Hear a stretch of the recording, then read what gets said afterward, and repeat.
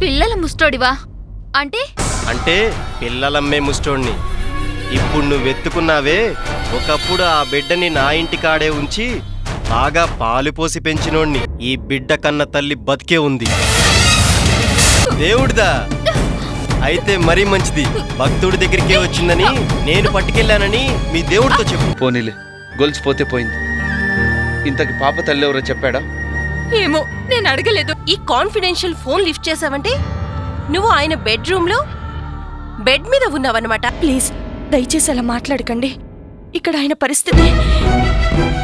శిరీష, ఏంటి నోటికొచ్చినట్టు మాట్లాడుతున్నావు? నాలాంటి అందగత్తెతో విహారం, అది పాష్ కంట్రీ అమెరికాలో ఎంత మజాగా ఉంటుందో తెలుసా? I can solve, particularly for Indian women.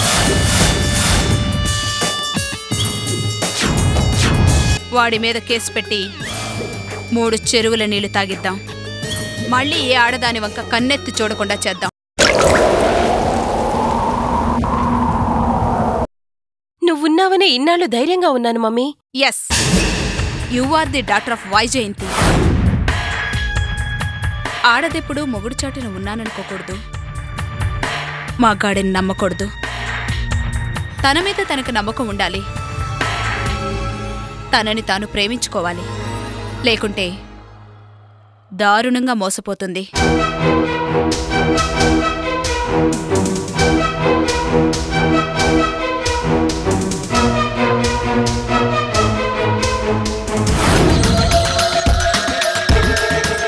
Be brave my dear daughter.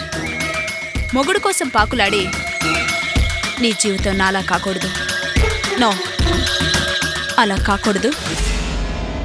కానివను.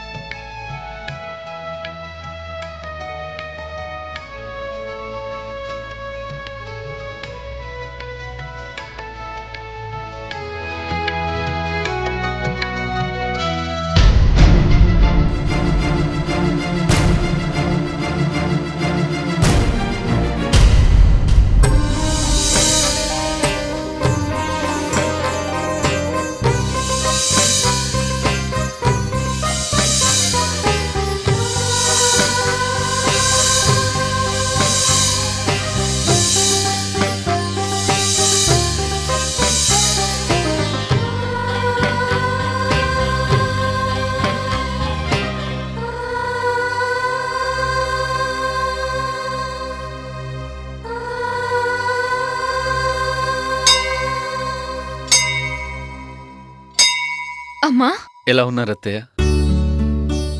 బావున్నాను బాబు, మీరెలా ఉన్నారు? బావున్నానమ్మా. ఈ బిడ్డ మేమే దత్తత తీసుకున్నామమ్మా. నాకిక బిడ్డలు పుట్టారన్న సంగతి నీకు తెలుసు కదా. తెలిసి కూడా తన పిల్లల కోసం అదే పనిగా బాధపడుతూ ఉంటే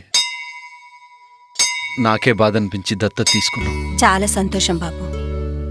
ప్రియకు ఆపరేషన్ జరిగిన తర్వాత నేనే మీ మావయ్య గారితో ఎవరినైనా దత్తత తీసుకుంటే బావుంటుందేమోనన్నాను. దానికి మీ మావయ్య గారు ప్రియ ఇప్పుడిప్పుడే కోలుకుంటోంది, తర్వాత ఆలోచిద్దాంలే అన్నారు. ఇంతలో మా పరిస్థితులు ఇలా అయిపోయాయి. నీకు కూతురుందని కూడా మర్చిపోయావు. నీ గురించి నాన్న గురించి మేమెంత వెతికామో తెలుసా? ఇప్పటికైనా రామ్మా, మన ఇంటికి వెళ్దాం. నాన్నెక్కడున్నారో చెప్పు, వెళ్ళి తీసుకొద్దాం. పోనీ మీరెక్కడున్నారో చెప్పండి అత్తయ్య, మేమే వస్తాం. వద్దు బాబు, పూలమ్మని చోటే కట్టెలమ్మటం ఇష్టం లేక ఎక్కడో ఎలాగో బ్రతుకు వెళ్లదీస్తున్నా. తాను మోసపోయి పోగొట్టుకున్నదంతా తిరిగి నిజాయితీగా సంపాదించే వరకు తానెక్కడున్నది, ఎలా బ్రతుకుతున్నది కన్న కూతురు కూడా చెప్పడం ఇష్టం లేని వ్యక్తితో ఉన్న మనిషి అయ్యా మీ మావయ్య.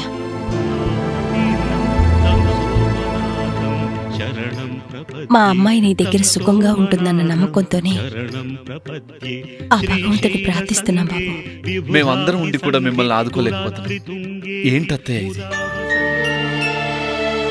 అది ఆయనకి ఇష్టం ఉండదు బాబు. అది మా దురదృష్టం. పోనీ పాపని మీ చేతులతో ఆశీర్వదించండి. ఏదమ్మా నీ బిడ్డ అదే పనిగా నిద్రపోతుందా? ఏది నా చిట్టి తల్లిని, నా బంగారు తల్లిని ఇలేవు.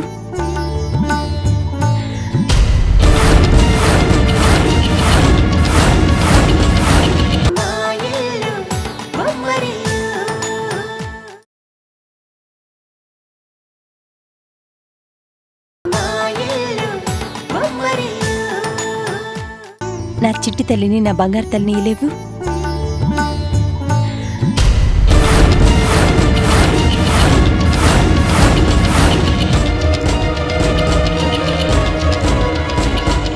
ఈ బిడ్డ భార్గవ బిడ్డలా ఉంది.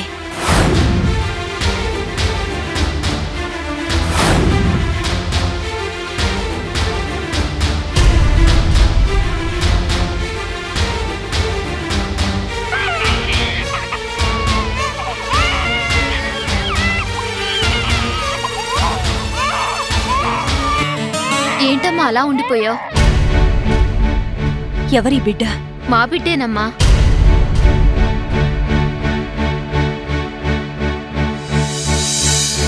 ఆడపిల్ల అచ్చుగుద్దినట్టు మీ అమ్మలాగే ఉందే.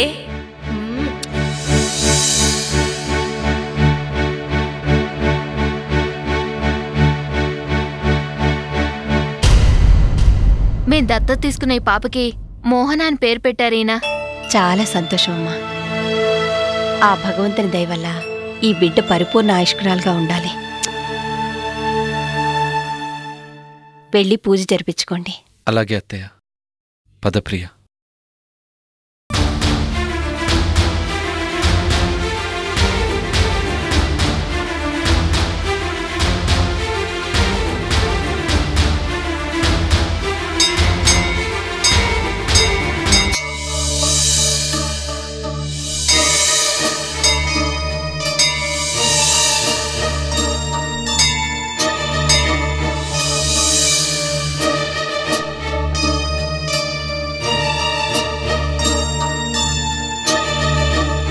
మా బిడ్డేనమ్మా. మేం దత్తత తీసుకున్న ఈ పాపకి మోహన అని పేరు పెట్టారీనా.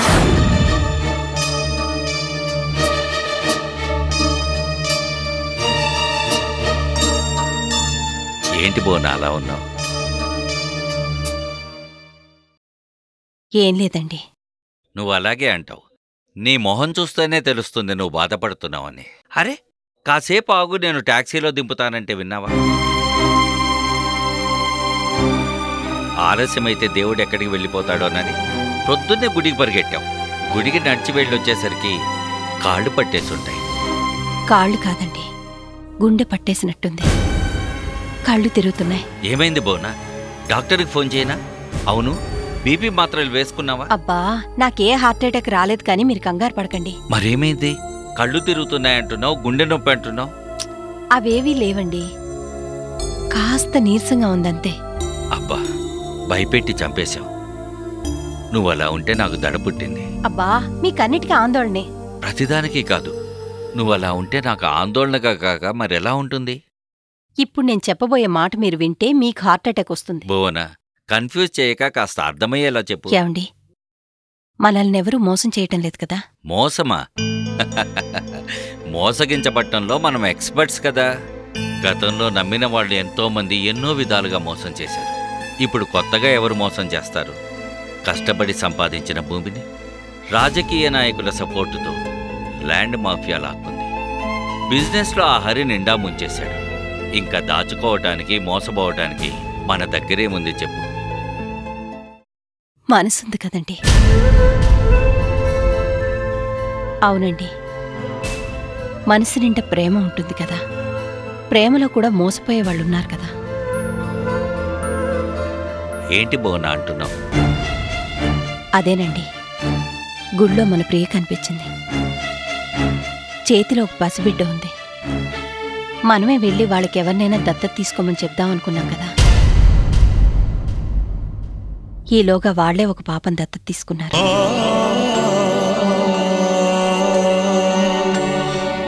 ఇన్నాళ్లకు ప్రియమోహంలో సంతృప్తిని చూసి నేను చాలా సంతోషించానండి. ఆ పాపని ఆశీర్వదించమని సూర్య నన్ను అడిగాడు. సరేనన్నాను. ఆశీర్వదిద్దామని పాపని చేతిలోకి తీసుకొని చూశాను. షాక్ అయ్యాను. అదేంటి మళ్ళీ షాక్ అటాక్ అంటున్నావు? ఎందుకంటే ఆ పసిబిడ్డ పోలికలు మొన్న మనం చూసిన భార్గవ బిడ్డలానే ఉన్నాయండి.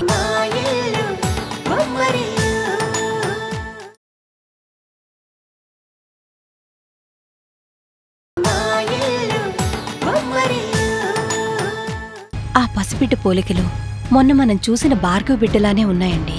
ఓ అదా భువన, పసిపిల్లలు దేవుడి రూపాలు. పరాగ్గా చూస్తే ఇంచుమించు అందరూ ఒకేలా కనిపిస్తారు.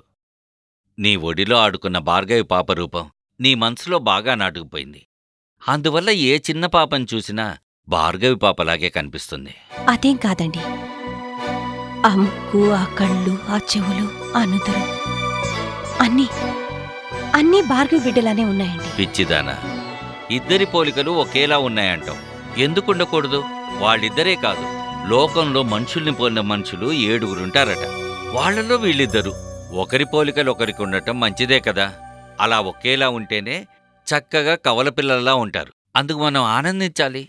ఏమోనండి, ఎందుకో నా మనసు ఒప్పుకోవడం లేదు. సరే, ఒక్క విషయం, నీ అనుమానమే నిజమైతే ఆ పసిదాని మెడలో మొన్న మనం వేసిన సాయిబాబా లాకెట్ ఉందా?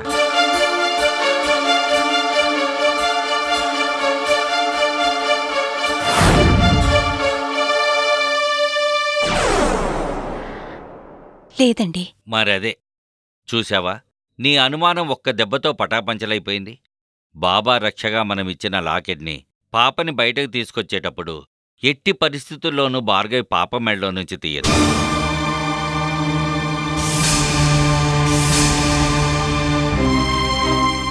మరి పాప మెడలో బాబా లాకెట్ లేదంటున్నావు, అదేమైంది?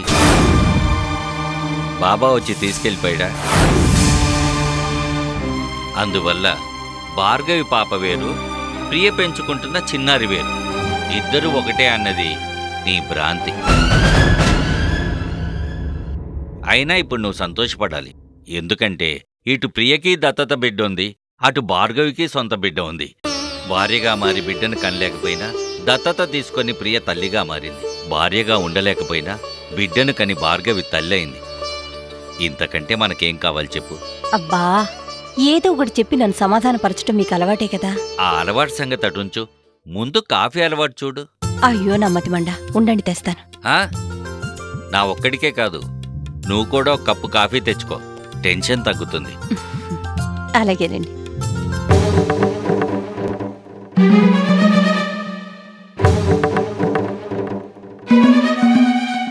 ఏం జరుగుంటుంది? ఇద్దరి బిడ్డలు ఒకేలా ఉన్నారా?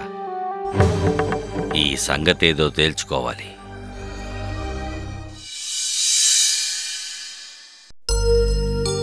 నమస్తే డాక్టర్. ఓ రాజేంద్ర గారు, మీరా?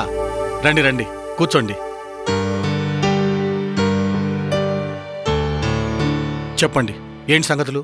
మాకేముంటాయి సార్ సంగతులు, మీ సంగతే అర్థం కావటం లేదు. ఏంటి రాజేంద్ర గారు కొత్తగా మాట్లాడుతున్నారు? మీకు తెలియని సంగతులు నా దగ్గర ఏముంటాయి? ఒక్క మెడికల్ నాలెడ్జి తప్ప. ఆ నాలెడ్జే కాదు, మీకు మనుషుల్ని మేనేజ్ చేయగల నాలెడ్జ్ కూడా బాగా ఉంది. మీరేం మాట్లాడుతున్నారో నాకు అర్థం కావట్లేదు. ప్రియ దత్తత తీసుకున్న బిడ్డని భార్గవి చేతికిచ్చి తన బిడ్డగా మా ఇంటికి పంపించారు కదా.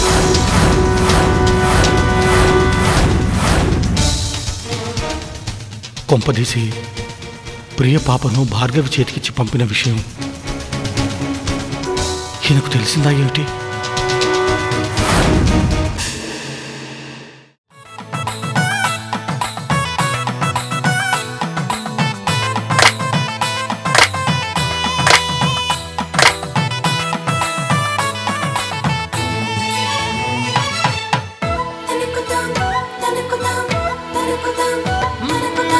ఎక్కడిదో అల్లరి గాలి సరదాగానే వీచే చిన్నారి కిన్నెరసాని పయనాలేమో చూసి